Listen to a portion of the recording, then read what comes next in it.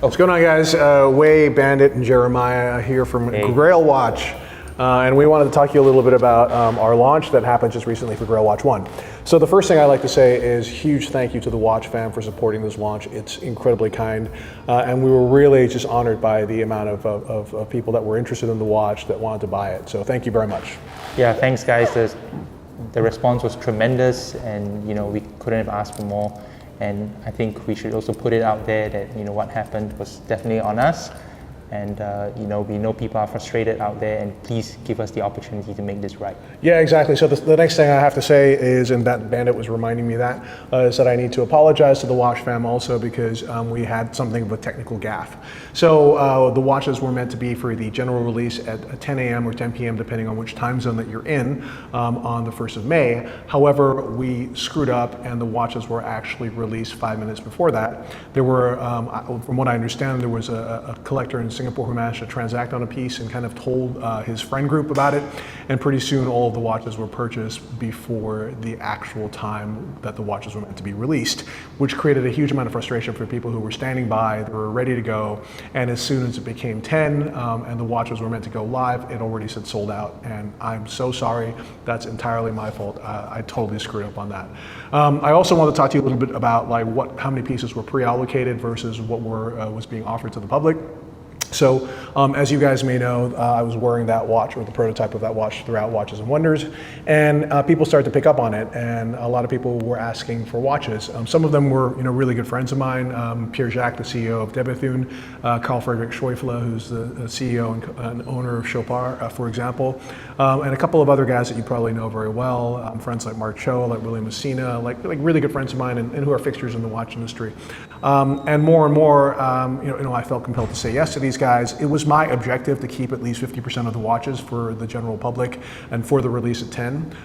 It was probably at that point, more like I'd already pre-allocated 70% of the watches and there were 30% of the watches left. That was clearly a mistake on my part, but it was really hard to say no to these friends.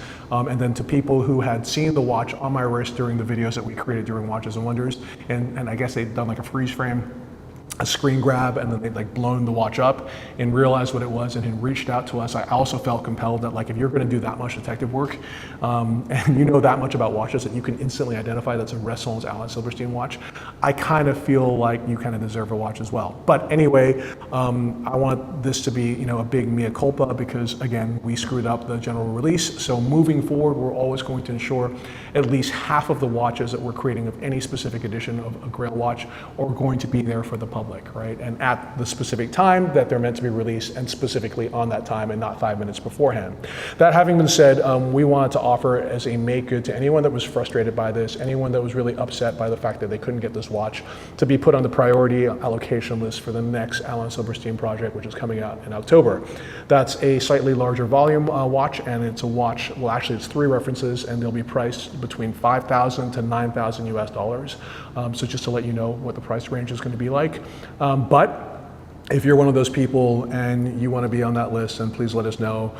We've already got quite a few names, but we'll keep going until we reach 50% of the allocation for those watches, at which point we'll stop, because again, we want to make sure that it's done in a really fair and equitable way. So big apologies, huge thank you, and what else should we add, Jeremiah? I should also say, if you've been reaching out to Wei through DM, on Insta, if you were reaching out through Grail Watch, you have been speaking to me. And I just want to say, a big appreciation to some of the collectors out there who have been really honest.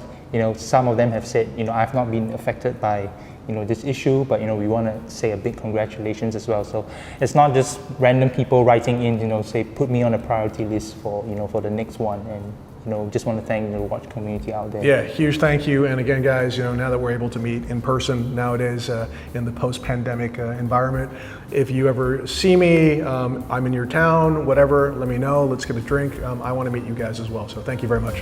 Thanks, guys. Cheers. Bye.